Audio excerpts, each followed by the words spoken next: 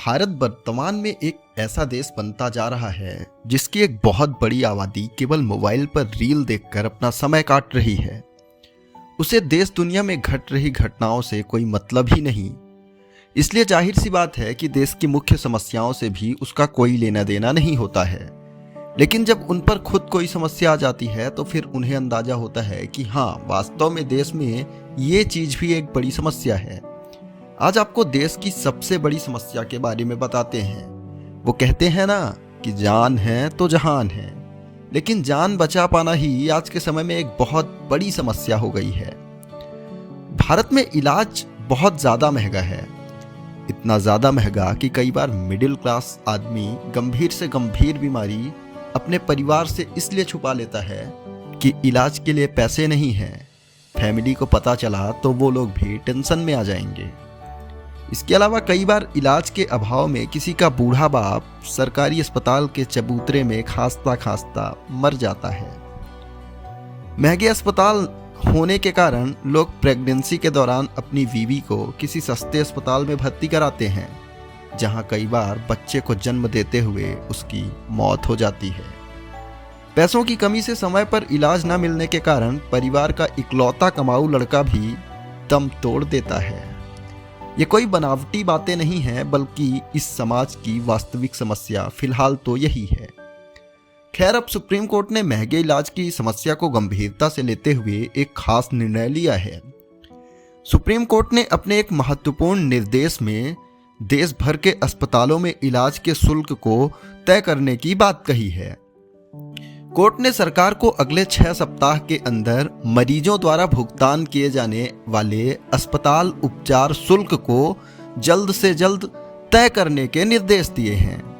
आपको बता दें, वर्तमान समय में अलग अलग अस्पताल में इलाज के लिए अलग अलग दरें वसूली जाती हैं, जिससे देश में कैशलेस स्वास्थ्य बीमा प्रणाली को लागू करना मुश्किल हो जाता है।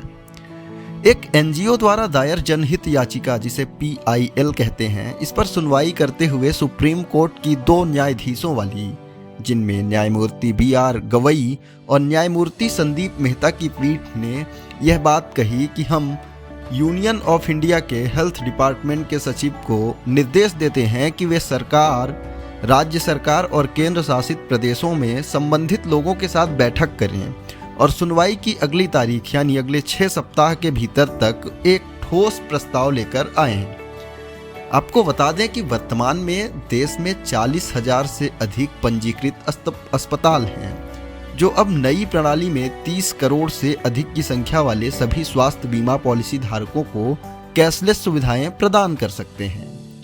इस पर सरकार के वकील ने सुप्रीम कोर्ट को बताया कि क्लिनिकल प्रतिष्ठान यानी पंजीकरण और विनियमन अधिनियम 2010 में बनाए गए नियमों को 12 राज्य सरकारों और 7 केंद्र शासित प्रदेशों द्वारा अपनाया गया है और 2012 के नियम 9 के प्रावधानों को मद्देनजर रखते हुए दरें तय की गई थीं।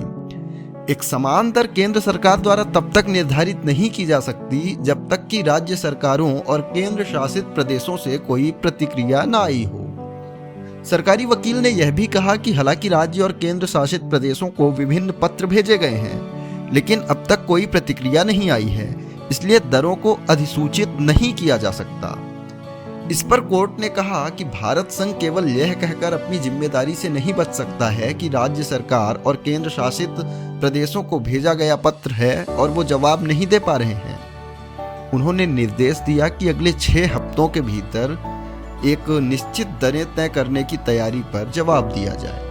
आपको क्या लगता है, देश भर के सभी अस्पतालों में इलाज की एक समान दरें तय होनी चाहिए या नहीं? कमेंट बॉक्स में हमें जरूर बताएं। ऐसी ही तमाम दिलचस्प और अनोखी खबरों के लिए हमारे चैनल को सब्सक्राइब कर लीजिए।